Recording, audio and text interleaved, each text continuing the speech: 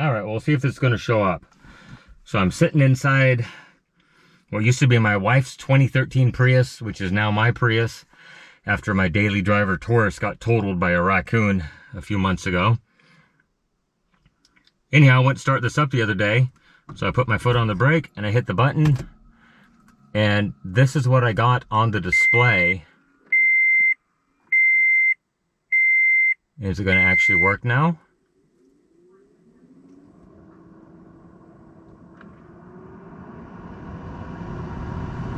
And I don't think it's going to work. So if I try to put it in reverse, nothing happens. And if you notice, I've got the traction light on,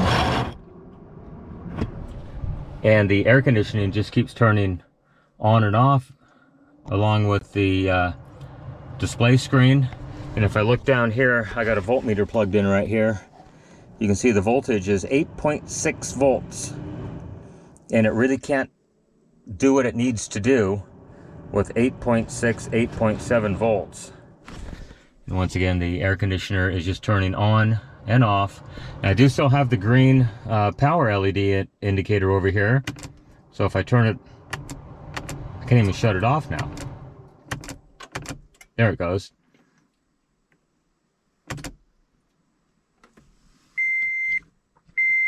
Now, it was doing something totally different the other day, where the display would just flash and flash and flash, because I think the voltage was actually too low. And of course with this, let me get this turned back on here. There you go, 9.9 volts. Put my foot on the brake, hit the go button, 7.4. And yeah, I think I just need to replace the 12-volt battery in it, because it looks like everything is good, but I never get the ready light that normally indicates over here on the left-hand side. And like I said, the radio and the climate control just keeps turning on and off. So I'm gonna go ahead and just shut it off. There we go, it's off. And you know what? Let me turn the headlights on, draw a little bit of load on it, and see if it does that again. Power on.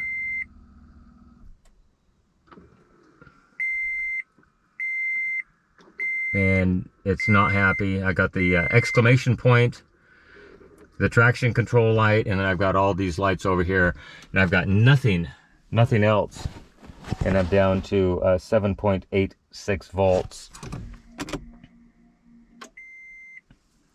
And now after I shut it off, I've got that blinking triangle of death.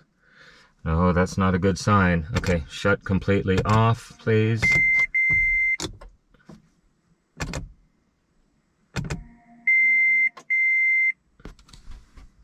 And I got a P-lock malfunction when parking.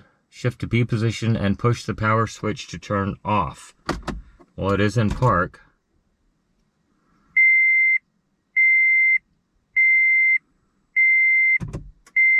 Yeah, not happy.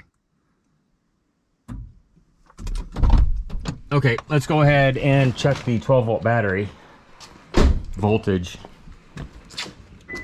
Oh good, I can't open the trunk. That's good, because the battery lives back here. So I need to tear this mat out of here and open this up, and then this little cover lifts off, and there is where the 12-volt battery lives. So let me get the GoPro set up here, and I'll get a voltmeter set up real quick. Okay, so I'm hoping you can see that. I'm on DC volts.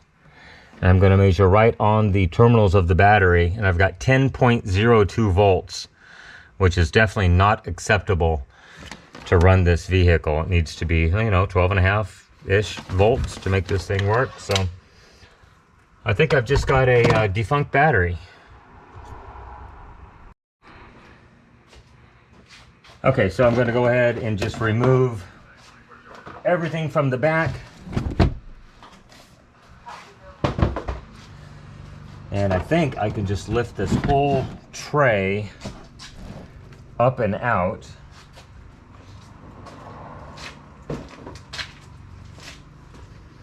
And then I do believe this just sits there. It doesn't seem to have any locking tabs or anything that holds it into place over here. So I know there's the connector to, I don't know if you can see that or not, to remove the high voltage battery connector, and then I think everything else is good over here. So I just need to get a 10mm wrench, and I've got my trusty Harbor Freight toolkit right here. Now would be a great time to, hopefully you can see that, check the spare tire while you're in here. Rid of this little cover doohickey, and I think I can get this the negative. Nope, one moment, I've got to get an actual 10mm wrench. Well, never can find a 10mm socket when you need one, but I've definitely got 3 10mm wrenches here. So I'm going to choose the smallest of them and just go ahead and break that guy loose. Would have been nice if they put this on the other side so it was easier to get access to.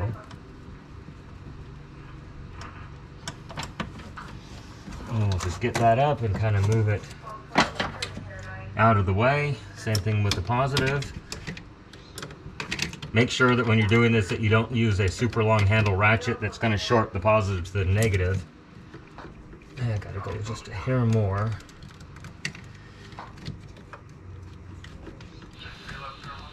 Come on, baby.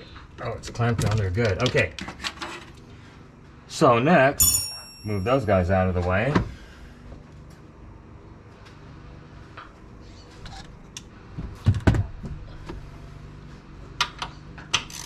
I'm just going to go ahead and remove the battery hold down.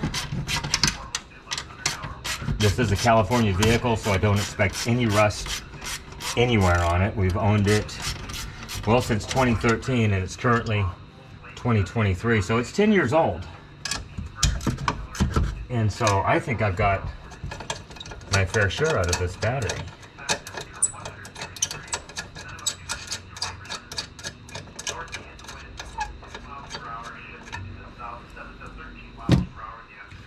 And it appears there's some kind of a, this is probably a battery temperature sensor.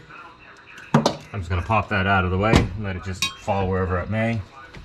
Now I know this has a vent tube on the side that just unplugs. And then we'll just lift out this huge battery, or as Derek would call it, a lightning cube. So we'll get that out of here. Let's go ahead and give it a test real quick. I'll just set it up. I don't know if you'll be able to see it or not.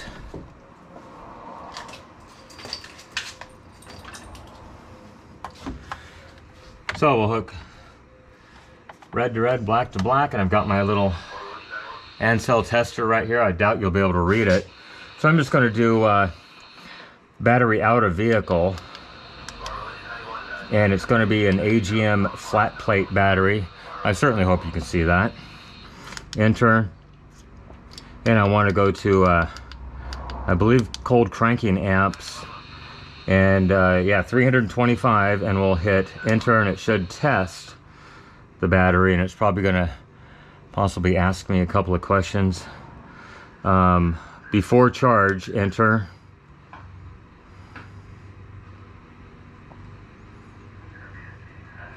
Health is 1%, 35 cold cranking amps is what it's rated at.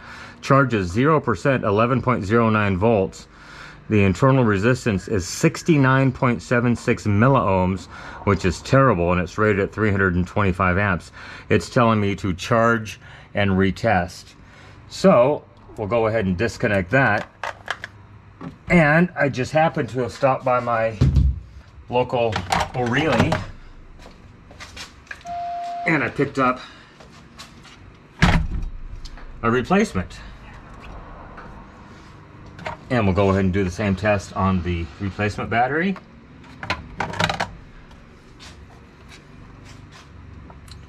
And we'll do out of vehicle, enter. See if you can see that. Yeah, I think you can probably see it. I'll try to zoom in post. AGM flat plate, enter. Cold cranking amps, 325, enter. And it looks like it's still kind of centered in the screen there. Health 100%, rated at 487 cold cranking amps, what it tested. The charge is 100%, 12.76 volts. The internal resistance, or ESR, if it were a capacitor, is 4.99 milliohms, which is excellent. And it's rated at 325, and it says good battery. Good battery. Good battery.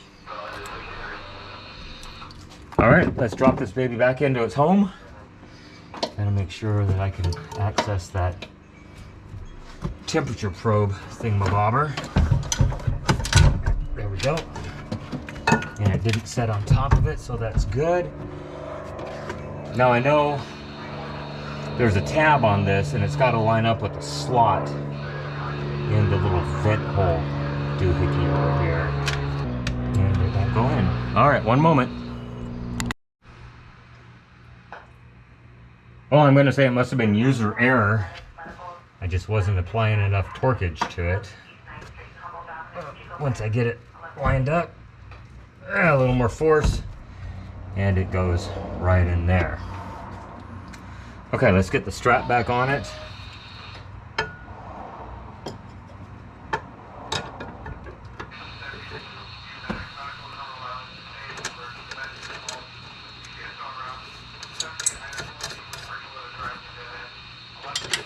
You know what, I should turn the light on. Let's get you some light here.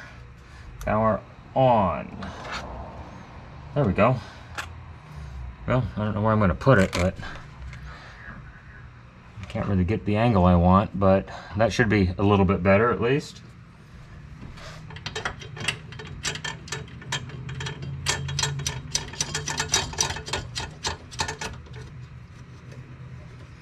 I swear this one was just barely finger tight. So we'll give it just a slight bit more torquage.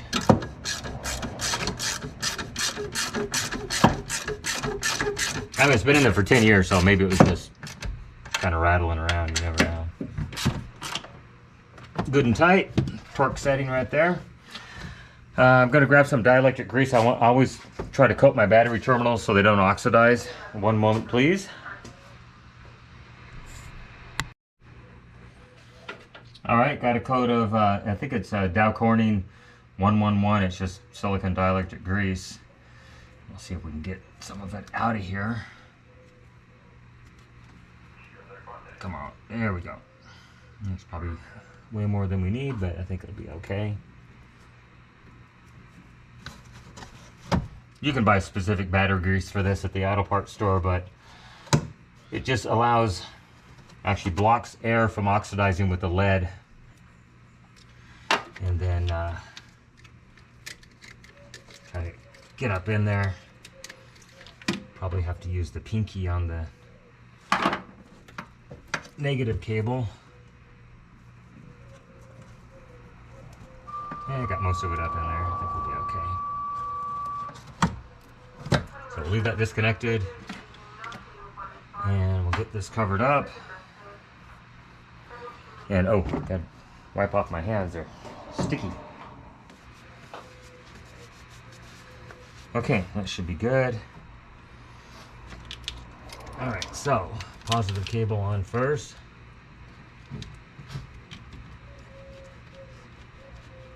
I just want to make sure it's seated all the way down there.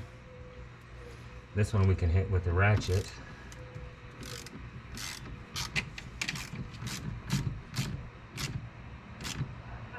I'm sure there's a torque spec on it. I just call it good and tight. And now the negative we're definitely going to have to hit with the little wrench because of the angle they put this.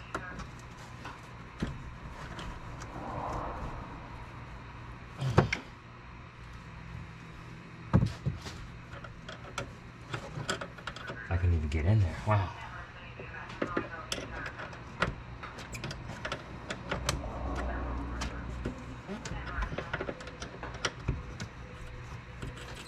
Okay, happy with that. We immediately got the door open indicator on the dash. So before I put anything back together, let's just go ahead and mash the go button and see what it has to say. Oh, you know what? I got to connect the temperature sensor. I'm sure that's what that is. There we go. Good as new. So there's a, turn that on so I can see it. There's a closer view after the installation. Got the vent tube installed. Positive and negative are connected. So let me go ahead and run up front here. And I'll bet you it's going to lose my radio presets if I had to guess. Just for the heck of it, I'm going to turn the lights on. And they are good and bright. Mash the pedal, hit the go button. And we'll see if it starts up first try. It's telling me maintenance required. I still have the traction light on.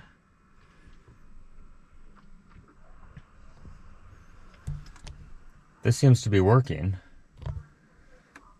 Put the air conditioning in auto, and let's see. I'm not getting the ready light. Now I've heard rumors you have to try it. There we go. Now I've got the ready light. Everything's good. Let's just go ahead and, for the heck of it, we'll just put it into ag gear.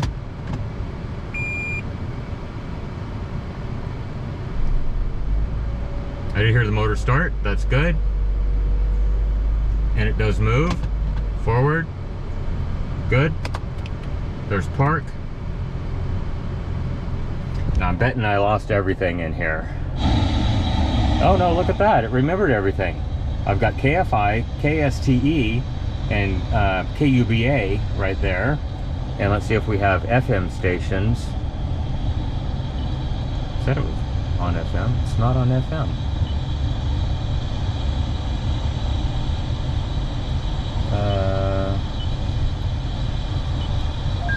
It did remember some of our stations, which is interesting. Not all of them though. That's funny. There we go. Okay, there's a local station. There it goes. It remembered the temperature. It remembered the stations. What about the trip? Oh no, it reset the trip. Doggone it. And it reset trip B also. Trip B is my oil change indicator, but it says maintenance required. We just hit 5,000 miles on this, so I'm going to be changing the oil in the next video. Anyhow, I'm going to say that is it. Let's get the voltmeter connected real quick and measure the voltage on the new battery and just make sure the charger is charging the battery. So I'm going to open this up, step out. It's probably going to yell at me because it's going to say key not detected. Yep. And we'll get the voltmeter up here. And we'll just kind of jam that one down in there. And we got 14.07. So I know it is putting power into the battery. So that is absolutely perfect. Love it. All right, well, all you got to do is the reverse of disassembling this thing, put it back together, and that is changing your battery in your, I'm sure it's going to be like a 2010 through like a 2017, 2018 Toyota Prius. Not the C or the V. I'm not sure what they are, but just the regular Prius. Anyhow, thanks for watching. Everyone have a great day. Bye-bye. Incidentally, the battery voltage indicator now indicates 14.22 volts. So I'm going to shut the vehicle off. And I'm just going to turn it on without starting the motor and see what it has to say.